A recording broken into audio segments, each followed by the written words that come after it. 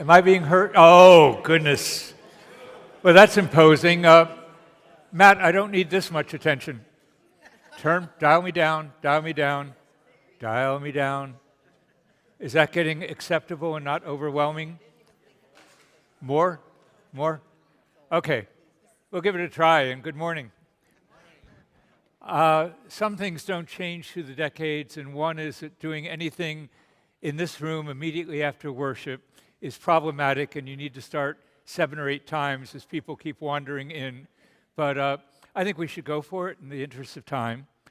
I was asked to give a talk, and my only assignment was to give a talk on history. So I prepared a lecture on the Peloponnesian Wars, and then Nick said, let me clarify. We're thinking more about the history of this particular church. Okay, I can do that. And even that is an overwhelming topic, having immersed myself in it to the degree that I have. Some of you will know that I wrote for the 150th anniversary a history of this congregation called The Open Door. And I was writing it in 1998 and 9 primarily because our anniversary was in the year 2000, and was privileged to have amazing help and support. We had a very strong history committee then, particularly Carla Salmon and Keith Hardiker, who we had bought this little rundown cabin in the UP with a leaking roof and rotting boards, and I essentially moved up there for the summer and did writing in the morning, carpentry in the afternoon, and the history committee would send me up each time with these huge cartons of materials from our archives that I would spread everywhere and slowly bring order out of the chaos. And among other things, I fell in love with all of my predecessors, got to know them, reading their writings, hearing about them. So it was a very rich journey. But I wanted to focus a bit, and given that we are on the verge of a critically important capital campaign to address the needs of our building and our grounds, I thought it would be fun to just do some history of this building, how it came to be, why it came to be, and why some of the things that are a bit peculiar are the way they are. So let me start by taking you back to our former church, usually called the Red Brick Church, as Nick alluded to today, downtown Lawrence Street. It was largely built in 1888, dedicated in 1899, long time ago. And through most of the late 19th and first half of the 20th century, there were 3 dominant downtown churches, what we call the 3 big steeple churches. There was First Methodist, there was First English Lutheran, and then the largest and most impressive and important of all, us. And we were very proud of the fact that we were right in the heart of downtown. Methodists, they were way out there somewhere else. But we were the steeple, and not only a major religious center for the city, but a cultural center. Concerts given at the Red Brick Church were reviewed in Chicago newspapers. They ran excursion trains up to Appleton with hotel rooms attached for overnight stays to hear some of the world-famous singers and performers here. So we had that whole dimension, and it was very much a part of 19th century Congregationalism that one of the things we were called to do was civilize the frontier and elevate the experience of life. We also, as we got later into the century, became a major center for youth and adolescent ministries, above all, the Friday night dances at the Congo. Some of you are old enough to vaguely remember that, Kathy, Amanda.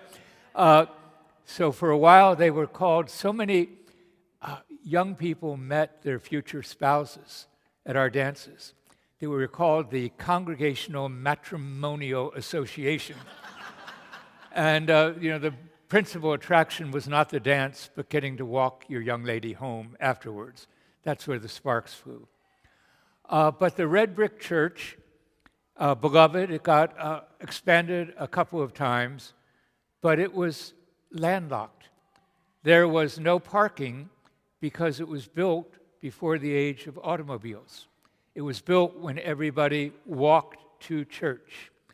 That was the reason that in the late 19th century, we had 2 chapels in other parts of the city, and Sunday schools in both. One still stands on North Richmond Street. It's being used by some small fellowship. But as I read the history of that remote chapel and the reason for building it, said it was not safe to walk downtown from that area because of the bears. Appleton has changed since then, but I mean, that was literally true. The other chapel was very near where St. Elizabeth Hospital is now. It's long been torn down. But that was seen as a mission chapel because the 4th Ward, known as the Bloody 4th Ward, because of all the knife fights and such, it was where the mill workers lived.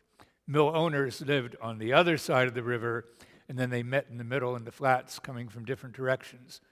But the 4th Ward, they say there was a saloon in the 4th Ward for every 14 residents. I think that was literally true, and that it was impossible to walk home from the mill without passing multiple saloons, all of which were prepared to cash your paycheck on Friday and keep that money there, which is why we got into temperance battles, which I may end up talking about a bit tonight, but not today, not today. So the church not only was a lot of deferred maintenance, limits in what you could do with the building. You know, people talk about one of the things we want to address in the capital campaign is we don't have nearly enough room in the narthex for fellowship, right? The red brick church had no narthex. Few of you remember that you came into a little antechamber, place to maybe hang your coat, and that was it. Fellowshipping was not considered that much of a part of church life. I think they did do coffee things downstairs, but whenever it's in a different part of the building, 2/3 of the people don't go there. So, you know, a very different model of life together. So, coming into the 1950s, 1960s, much discussion, what do we do? And we got very serious about it around 1963. Had a long-range planning group. And among the ideas that have been floated, well, we can make the red brick church service a while longer, but there was actually a strong movement to found a second congregational church somewhere in the city. That didn't really go anywhere. So in '63, we put together a very strong long-range planning committee. This church has always been blessed with strong lay leadership, but it was, to me, particularly strong in that era. Some really larger-than-life folks. And gradually, the plans unfolded that it was time to build a new church. And then the heartbreaking thing, it was not going to be downtown. We were the downtown church, and there was no buildable lot adequate in size for the building and for parking. So they began, I think they must have looked at 40 or 50 potential sites, winnowed them down to 10 or 11, and this one in South River Street was the one selected. There were members who lamented what they called fleeing to the suburbs. And then the irony of being in the bloody 4th Ward, which had been our mission field, was now going to be home to us. And it was a very challenging set of properties to acquire because there was this ravine in the middle of the properties that we were buying up one by one. And a number of obstacles. At that time, the Newbury Trail was Newbury Street. There was motor traffic down there, and the city owned a right-of-way for Carpenter Street to go down through the ravine, which would have been a very interesting street, right? But, I mean, it was city-controlled, so we had to negotiate with the city. Money was tight. We did not have a lot of reserves, so there was a big capital campaign. And building costs were just accelerating astronomically in that era. They're the very first. Some folks said, well, fill in the ravine, build a conventional church building. And a wonderful man, one of our saints named Arnold Evans, interesting guy. You remember Arnold, Doug? Okay, yeah. Well, he was the one who said, God Almighty spends a lot of time making a ravine. Maybe God's people shouldn't be filling it full of dirt. And came up with this idea of 2 buildings connected to each other by an aerial bridge. Zillions of controversies around this, because again, money was tight and it was getting more and more expensive. The first plan for the new building called for it to be 55,000 square feet. That was plan A. Money was tight. Plan B, a bit smaller. The final plan, and this is what we have now, 38,000 square feet, not counting the chapel, because at the time it didn't look like we could afford to build the chapel. Probably one of the reasons the wall going into the chapel was as thick as it was, because they didn't know if it was going to be an inside wall or an outside wall. So many things kind of magically came together to make this a possibility, but there was a lot of fighting and arguing. We had wonderful leadership, virtually all of them fiscal conservatives. We're talking about, the Republican Party as it was in the 1960s, socially progressive, fiscally tight-fisted.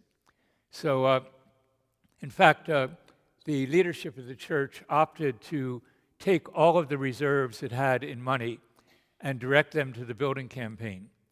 And old guard fiscal conservatives, the 11th commandment was, thou shalt not touch thy principal.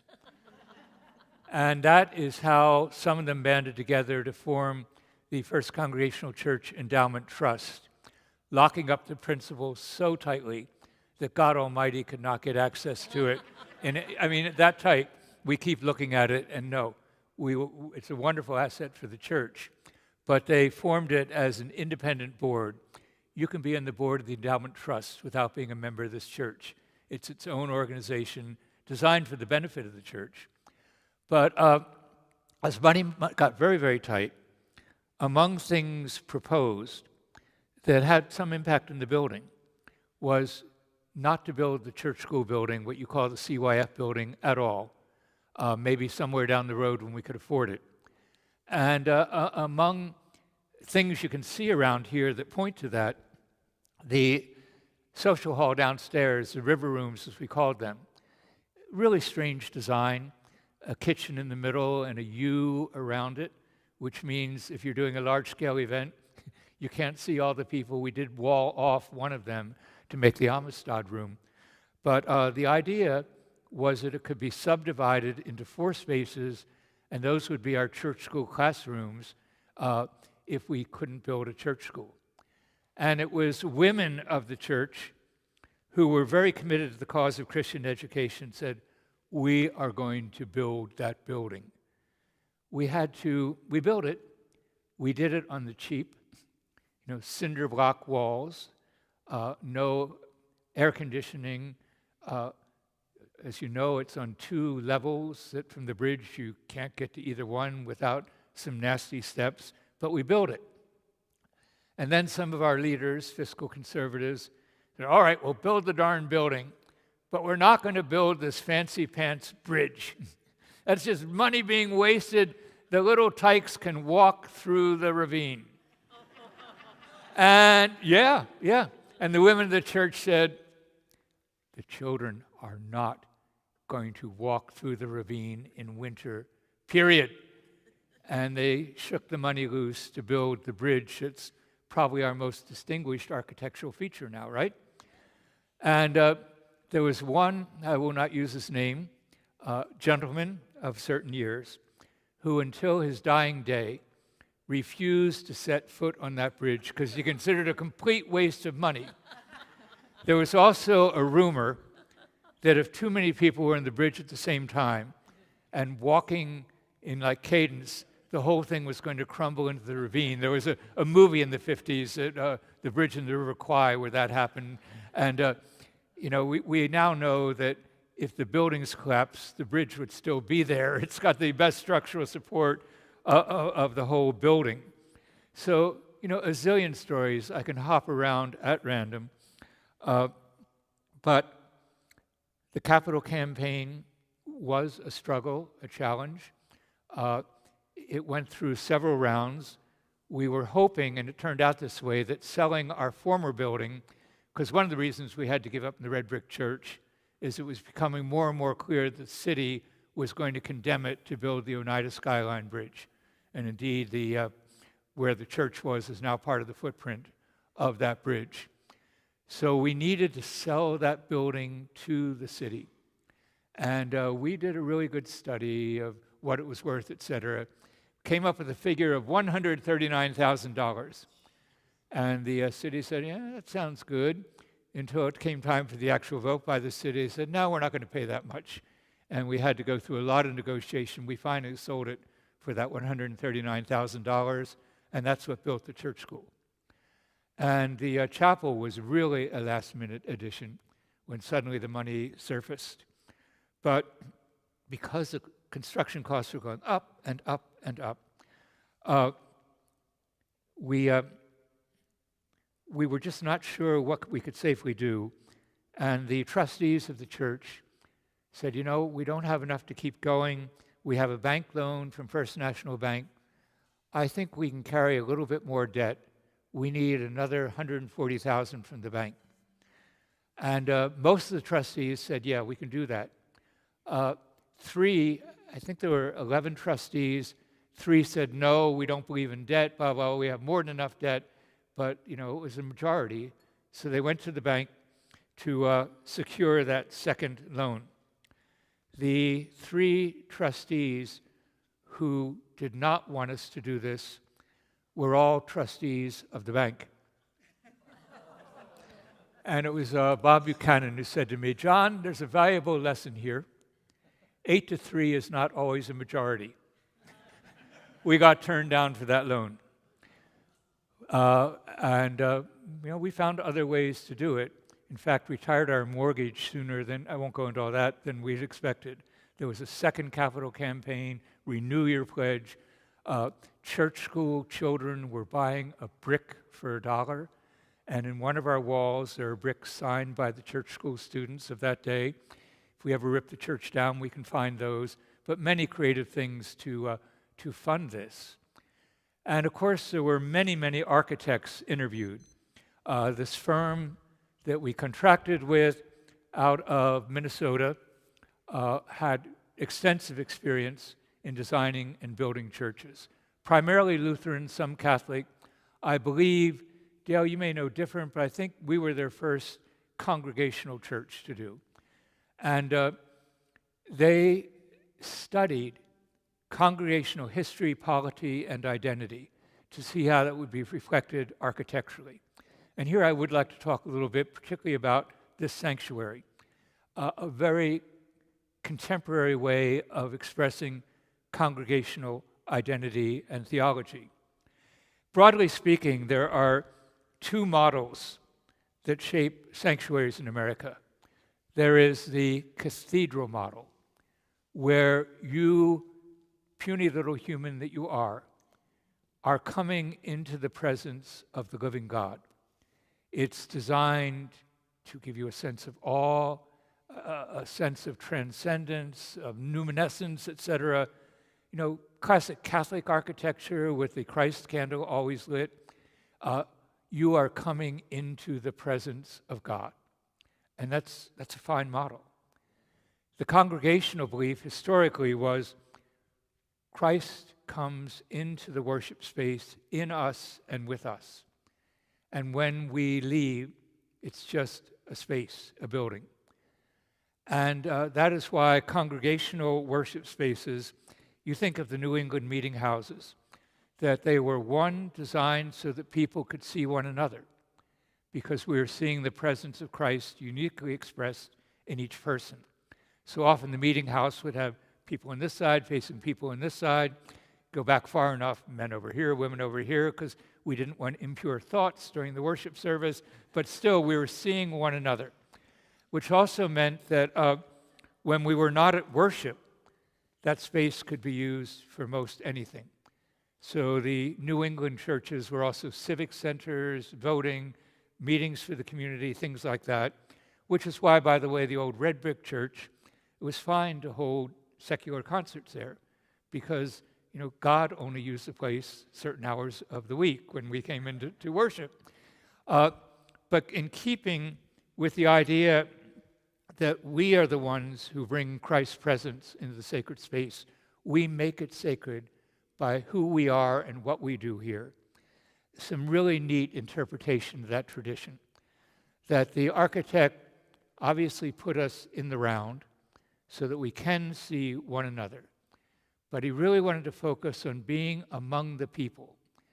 Some of the expressions of that in churches up to that time, almost always the choir was up there facing the congregation, singing at us.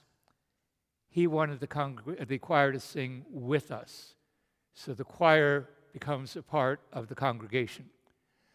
Two, in most churches, cathedral model, the cross is up front, elevated. You are facing the symbol of Christ's death and resurrection. It was very important that our cross be out among the people, because that's where you find Christ. We just finally, Dale and I have done a lot of sleuthing on this. They designed this very unique cross we have here. How did that come to be? It is, if you see, a Roman cross within a Greek cross. Why? Who did that? Well, that was partly dictated, got this from Dick Ewing, one of the last living members, who is a critical player in shaping this building and raising the money. Dick is now 99. So trying to learn from him everything I can while I can. But if they had hung to scale a standard Roman cross, it would have blocked the view of the pulpit and blocked the view from the pulpit, or else it would have been a tiny little cross. So a gentleman in the congregation, Don Wallace, designed this for us. Another member of the congregation, by the way, John Davis, designed and built our communion table and some other furnishings around here, going with the idea of congregational simplicity, because simplicity is certainly one of our themes. No, very, very little stained glass. We wanted the ravine to be our stained glass. By the way, one of the things that needs to happen in the capital campaign is trim those darn trees so we can see the ravine again. They're wonderful, but we're basically looking at a green stained glass now instead of the view of the ravine. Another thing, you in the back corner where the chairs are. This was originally not chairs or seating. There was a large permanent baptismal font right here. The idea being that baptism should happen among the people, not in front of them like a performance. And then the other symbolic thing was that when you entered worship, you would come through the waters of your baptism. This is why, here's sanctuary trivia, there are two sets of doors here and only one in the center, because this was meant to be how most folks would come in, by the baptismal font. That didn't last very long. One, people got tired of watching a baptism like this, and two, the architect badly overestimated how many the sanctuary would seat. They came up with the number of 433. I don't know how. It certainly did not seat 433, particularly without having that space available. So, we went with the chairs because that gave us versatility for orchestras and other things as well. This is before we had the playground and we had seats going all the way back. So I have no idea what our seating capacity is now. Catherine, Nick, do you have any idea? Yes. You in the third row? How many? 325. That 325-ish sounds about right, because they, from the original 5,500, so 45,000 square feet model, there would have been a larger sanctuary with more seating. And other things shaped how much seating is in here. Now, to fill in a few cracks along the way, Nick mentioned something spoken by our pastor, Ed Dahl, very much a New Englander. And Ed resigned before the building was constructed. It was a very critical juncture, not a great time to have your senior pastor resign, to put it mildly. Fortunately, we had an associate pastor named Don Sevitson, who had already been pretty much doing the administrative work of the church. He went on to, great guy, a very distinguished career in conference ministry. But to complicate things, we called a new senior pastor named Ernie Heron. Now here is where my book became less than completely honest. I censored a lot of that era because Ernie's former wife, Ann Davis, had come back to Appleton, married John Davis of the congregation, actually cared for our son when Susan was writing her dissertation. She was family and very dear to us. So I gave her veto rights over my writings about her ex-husband, and deservedly so. Let me say just a few things, that Ernie, at best, was a distraction rather than a dynamic part of getting this church built. That among things I can say, that he was very much in the current of the 60s, the therapeutic culture, etc. He was running encounter groups for married couples that led to at least 4 divorces. You must be totally honest with each other. That doesn't always go well. Maybe it does. But I'm just looking around, no young children in here. Among Ernie's extracurricular hobbies were heavy drinking and philandering. I will not go into specific detail, but let's say if it was happening in our day and age, there would have been denominational things to step in and relieve him of his ordained status. In the 60s, that's not what you did. You engineered a graceful retirement and sent him off to some other church to cause problems for them. I mean, a story, it's not just a Catholic thing, it was our thing as well. So we had 2 gentlemen in leadership positions, an attorney named John Menn and Dick Ewing, who I've already mentioned, who did that negotiating to say, retire or be fired. So here we are building a building, and we've just had one senior minister move on, another one causing significant grief and difficulty. Again, it's a testimony to the underlying strength of this congregation and its leadership, that somehow we did not collapse when all these difficult things were going on. And indeed, the majority of the congregation did not know about some of them because you kept things quiet in that era, right? So with no strong pastoral leadership, the sanctuary design was largely shaped by our music director, Levon Blondie Mesh, a larger-than-life character in many ways. Blondie was also dean of the conservatory at Lawrence, director of our music program. We had quite a choir in the Blondie era because there was a rumor in the conservatory that students who sang in his choir at the Congo tended to get better grades.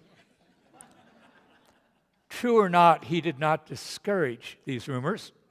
So, huge choirs of, we have our Lawrence Music Scholars now, but he had pretty much everybody from the conservatory who could sing here at some point or another. And it is why this room is designed for music rather than speech. And that's a problem we've been wrestling with ever since.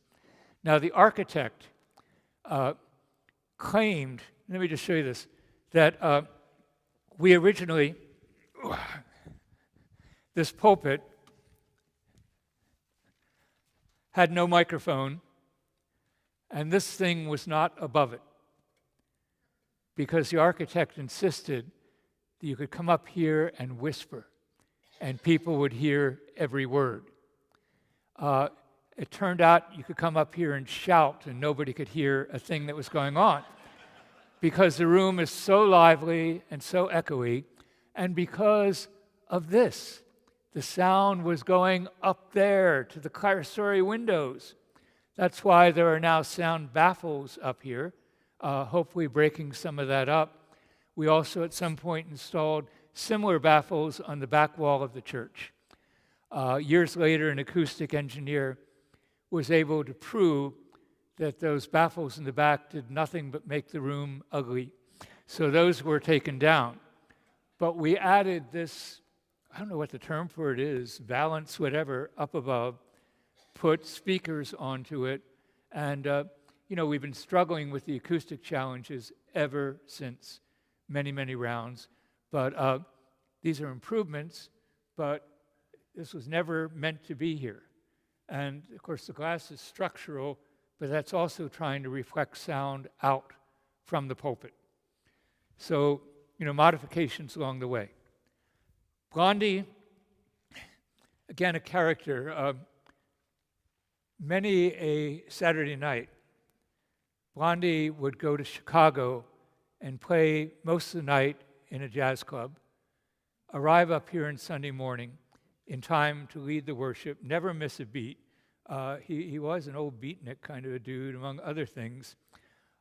One of the, we're all adults here, so the question of why the choir loft was designed with the organ sunk down as low as it is. Blondie, during worship, liked to scratch his private parts in privacy. Quite literally.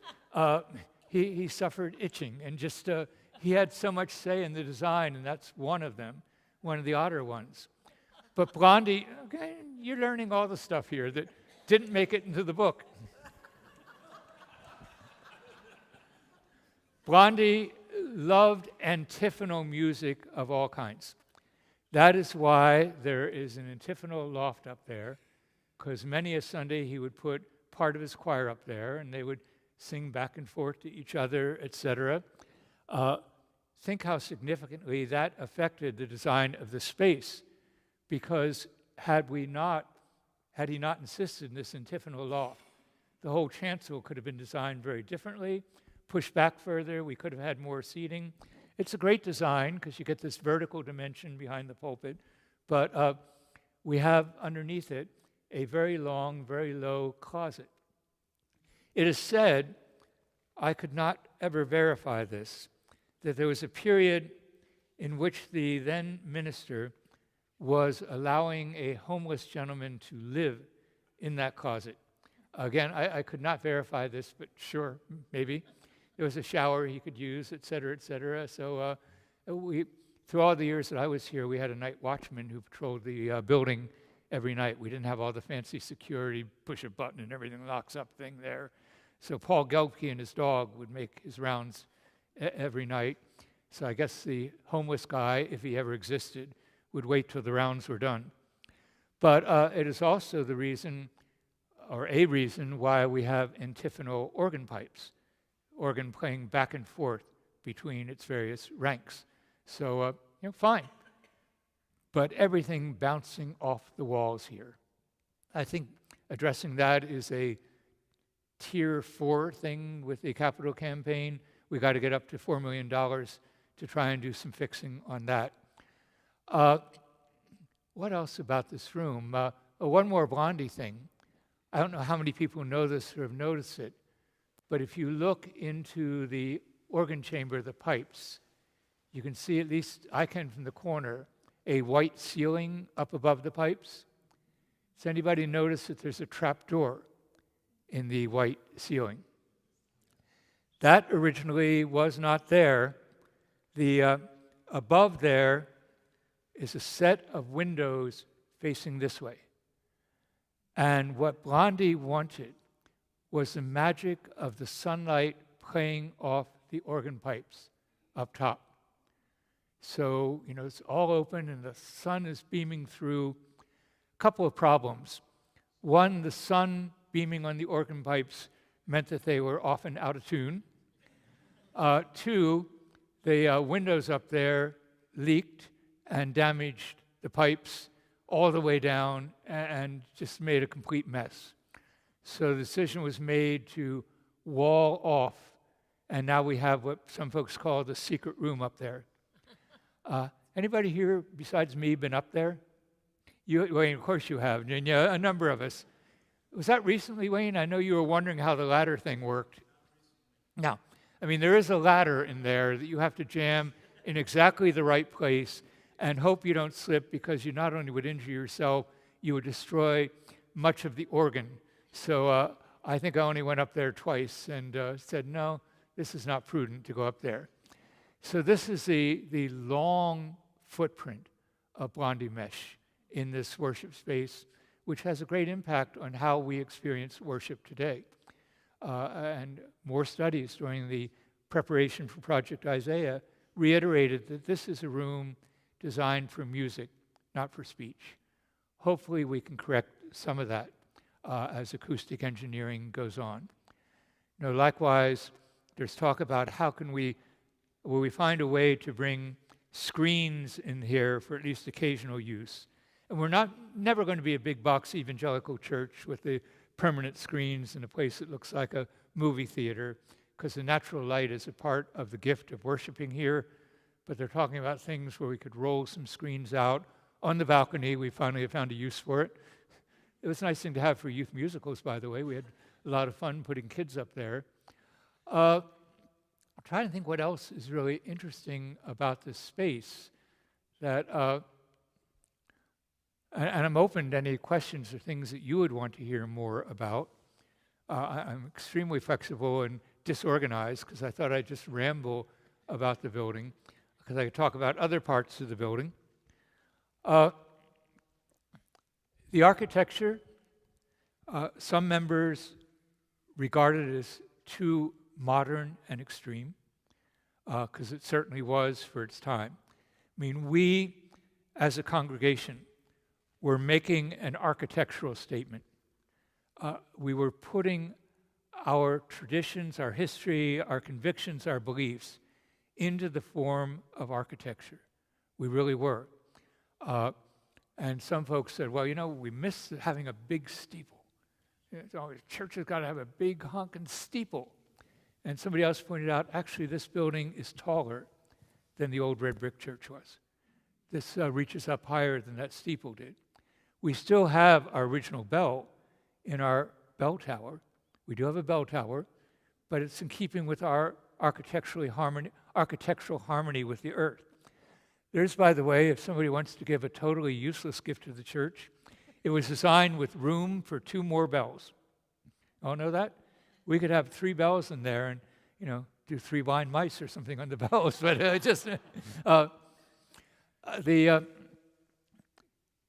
what we make of the architecture today.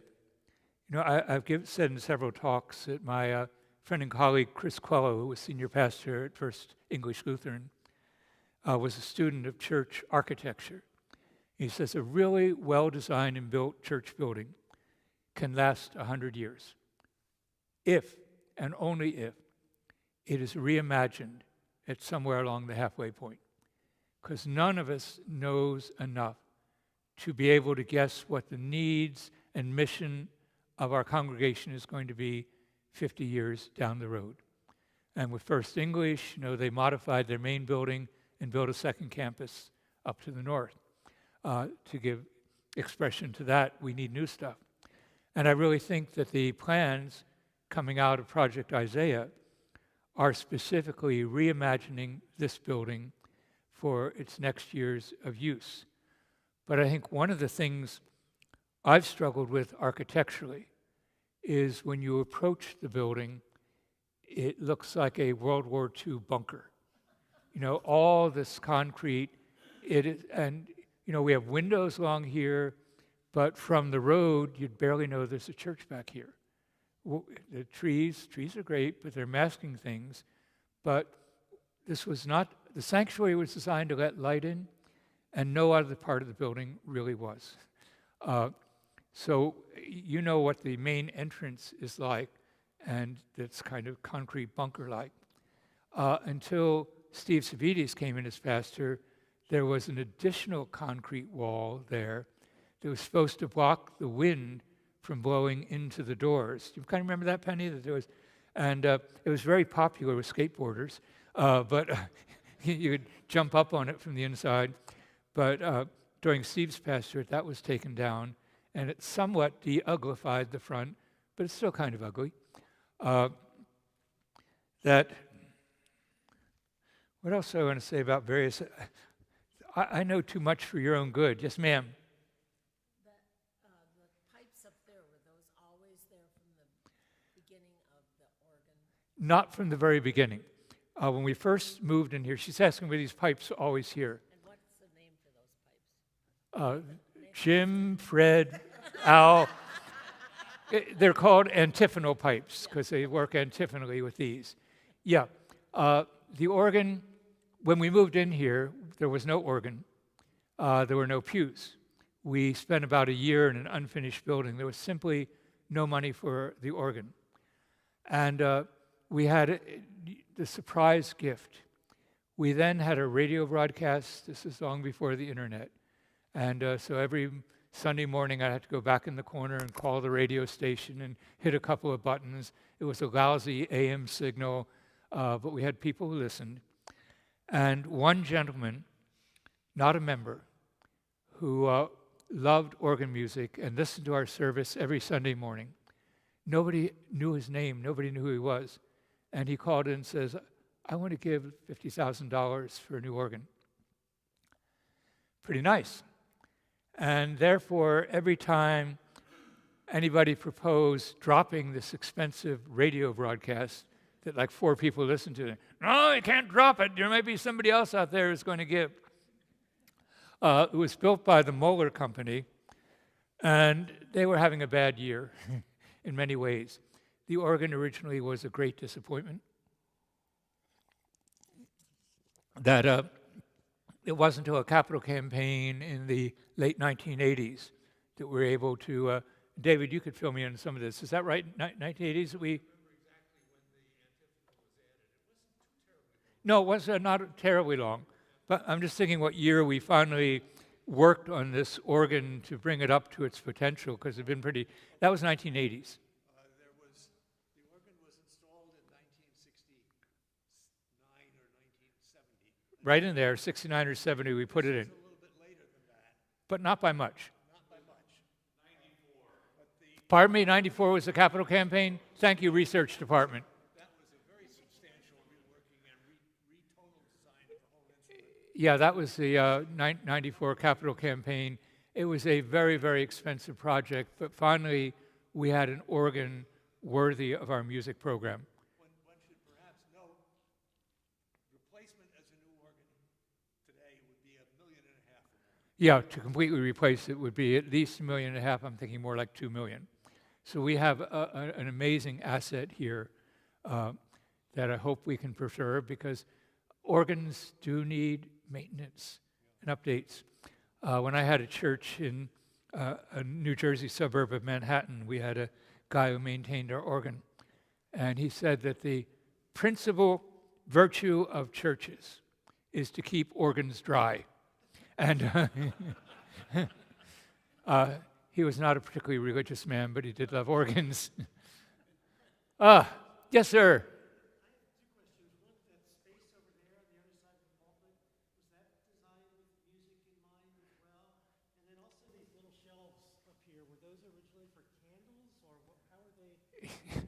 Good questions, at least one of which I can answer. I'll repeat. Mark was asking about this space in the corner here, and was that designed initially for music? And I don't know the answer. I don't think so. It's become kind of storage space, and it was fairly early on that we started bringing in live plantings to kind of tie the inside and the outside. And so I don't know about that. But also asking about these little shelves here, the sconces. And yes, they were originally designed for candles. The problem with having candles up there is that when the sun is at certain angles, the candles burn in ways that are suggestive, in ways that do not fit the identity and mission of a church. So John Davis made these little things. One change since my retirement, this obviously Trinitarian symbol here had originally been a ship's propeller, because one of the ways that chaplains in the Navy taught uneducated sailors about God who was three and God who was one was using a propeller to say, look, if it wasn't one, it wouldn't work, and if it wasn't three, it wouldn't work, and that's why we have the Trinity. And one of the most exhausting things for me in the many hundreds of weddings I performed, I'd always get that guest who said, what in the world is this beanie propeller doing up there? So I felt like I needed a fact sheet, so I'm glad they made that change. What else is of interest in this room? Yes, Steve.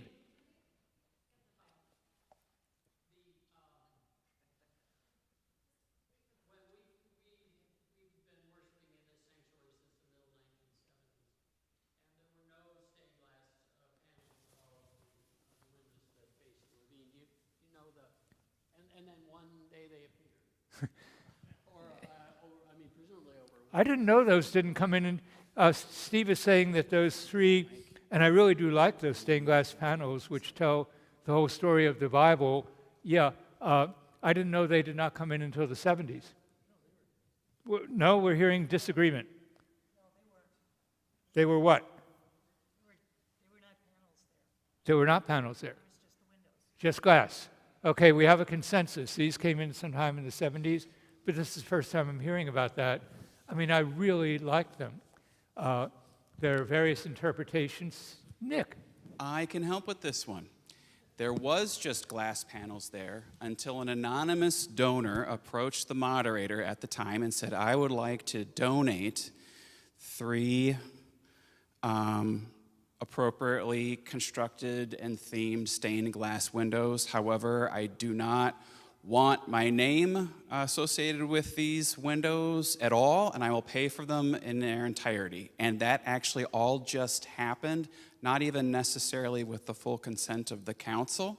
It took place, and many years later, actually I shared that person's name, I think, in a sermon recently, and if I didn't, I can probably dig it up. It's good to have another historian on the church staff, because you're doing some homework, clearly. Thank you, Nick. Yeah. I think Dave's next. We're going to use the book? microphones for questions so people online can hear. Thank you.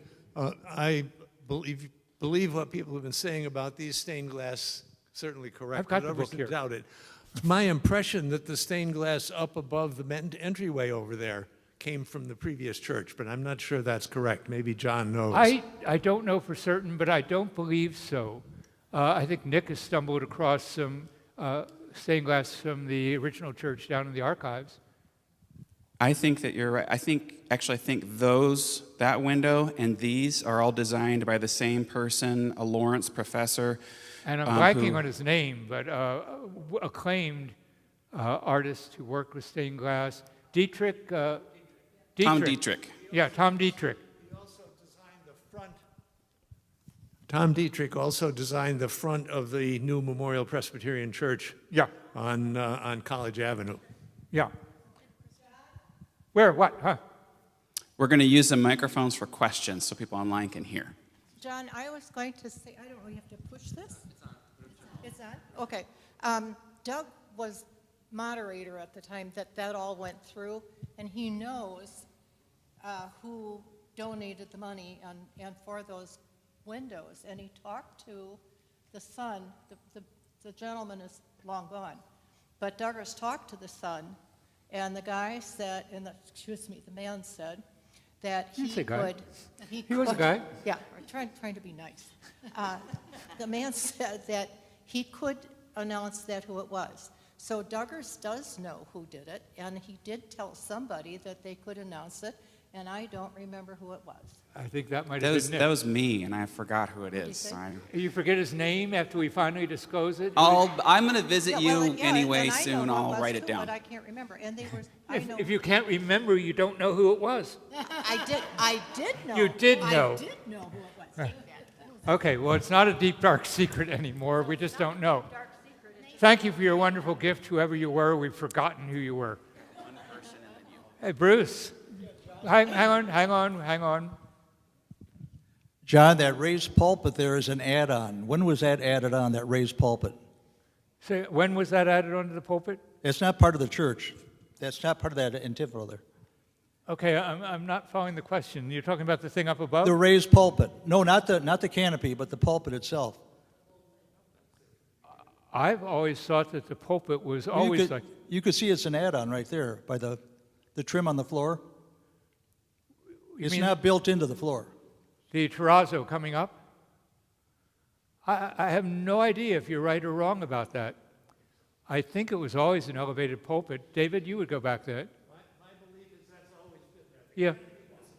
Yeah, the canopy was not, but the pulpit, I think, always was just about how it is now. Because you can see that the trim isn't part of the floor, like the back walls are. And And maybe the columns were there. Maybe that got redone, but I think it's correct that it was always there. Got one person over here, and then I got one person Oh, one here. other thing. Those symbols above there, John, have been replaced 3 times. 3 times? Yeah. I believe that. I've known all but the propeller for... I made the last ones. And Pardon? Wayne Lanoy made some too at one time. Is Wayne still in the room? We got a question or comment right here.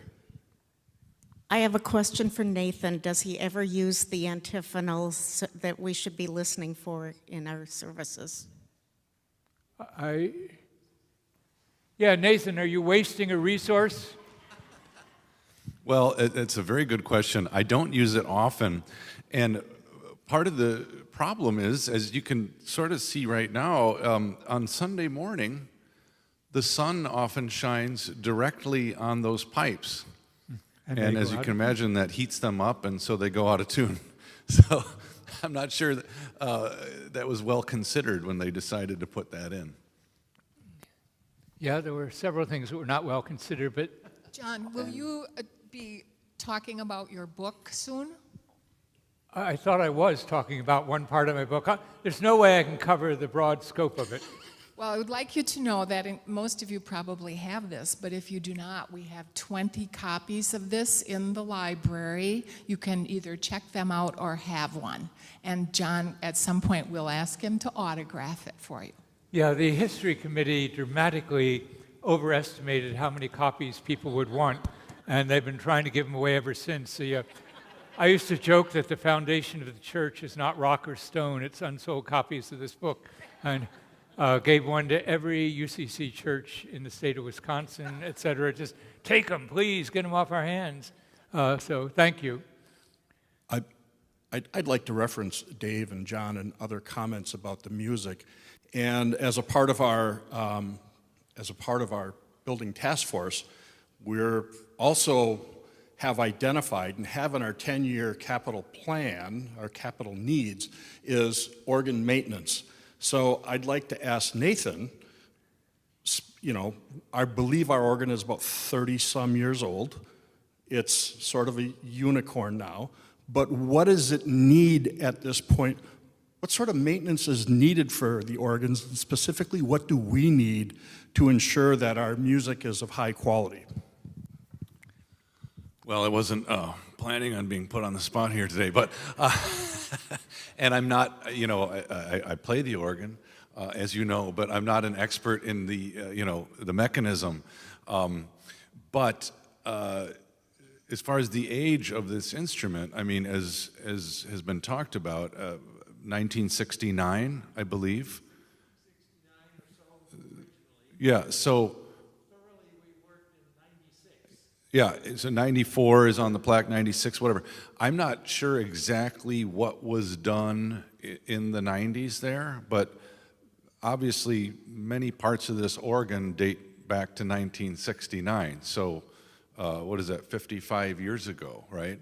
56 years ago. So inside these wind chests, these exposed cantilevered parts of the organ are aging leather parts, and they wear down as humidity goes up and down and temperature goes up and down, and leather ages and gets dry and cracks. And so there are some real maintenance needs that are coming down the pike here in the very near future.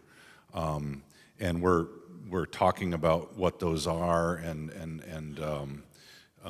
what we might be able to do to ensure that we can continue to have the organ be a vibrant part of our worship experience here. Yeah. And I want to thank Dale for taking my presentation in church history and turning it into an ad for maintaining the organ. Thanks, Dale.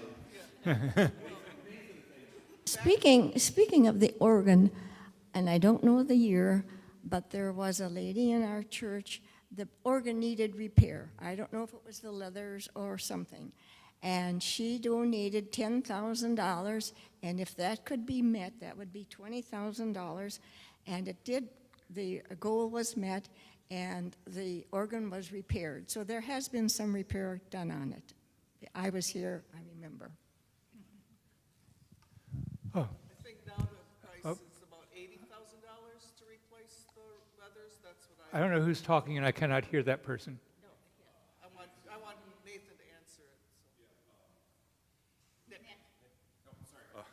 So. Nancy was asking as far as what the cost is to repair that leather, and right now we're waiting on an updated estimate from the wall organ builders who have serviced our organ. So I don't really have a fresh number. I think at one point it was $125,000, but you can imagine how costs continue to balloon as time marches on. So we're waiting to get an updated number on that.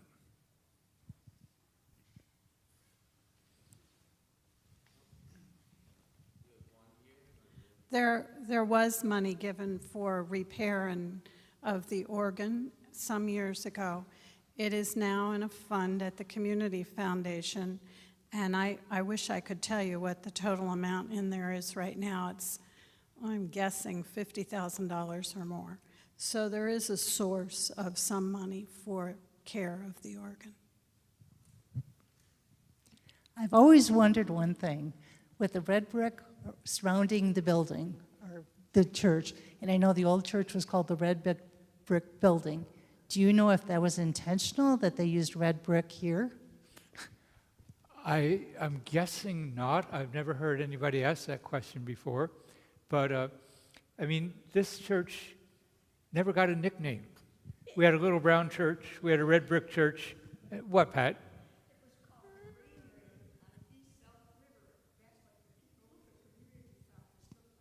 The greenery on granary. I had never heard that. Huh. Hey, we're going to get married in a granary. We're not going to throw rice. We're going to throw barley. Interesting, Pat. Okay, I have a question. Yeah. Not a question. I have a comment about the wood, which I think is all oak or not. Your mic's not on. Pardon? Your mic is not on, dear. Oh, I thought I had it on. Yeah, it is on. Just hold it by your arm. Okay. The wood that's in this church is mostly oak. I don't know about all of it, but I think that's really good, and it hasn't been painted. Many congregational churches are white. Yeah. On the inside. That was the New England tradition. Yeah. Yeah, a New Part England of the simplicity. You don't want people to be distracted by having to look at grain when you can just look at white. No. All right. Very good. I think we should be wrapping up about now. It is white oak. Yes, we have the woodworkers in there. Anyone, before we put a wrap on it, there are parts of the building we never got to talk about. Penny? I wanted to know, what years did you preach and who came before you and after? Okay, what years did I preach? I came in 83. I retired in 2006. Yeah, I will throw in one story here. Before me was a senior pastor of John Fellable, and the associate, of course, was our wonderful Maynard Beamer, who I kept talking into coming back. But there was an interim pastor before I arrived, and his name was Sheldon Mackey. Now, Sheldon had headed a national agency, the United Church of Christ. But you all know the United Church of Christ was formed by a merger between the Congregational Christian churches and the German Reformed and Evangelical churches, and he was very much German Reformed. And two things about the German Reformed tradition that were strange to us. One, they took the liturgical seasons with great seriousness. So he, as a surprise gift to the congregation, brought coverings for the communion table for each liturgical season. And in a congregation that valued congregational simplicity, this was anathema. What are you putting this big honking thing on our simple communion table for? Two, he considered it blasphemy to put the collection plates, the offering plates, on the communion table, which was for the body and bread of our Lord and Savior, not for the filthy money. And in the German Reformed traditions, pastors had great authority and did not ask permission to do stuff. So he simply ordered a carpenter to install shelves on the wall for the communion plates, so they would not be on the table. There are other things he did. Neat guy, really great guy. But when he concluded his, and they were very much East Coasters, his wife, Marie, lovely lady, was terrified of facing a Wisconsin winter. And she bought up pretty much all the canned goods in the Fox Valley, assuming she would not get outside for several months. I mean, good-hearted people. But their car had barely left Appleton when then our director of the worship committee, Gordon Anderson was his name, some will remember Gordon, had those communion table covers boxed up and in the mail back to Sheldon Mackey with a gracious thank you note.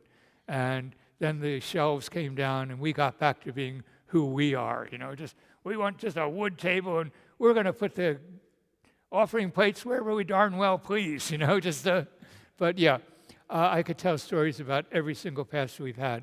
I'll be telling at the Stories and Songs tonight, I think I'll be talking about a pastor named Fred Rouse and the movement of muscular Christianity.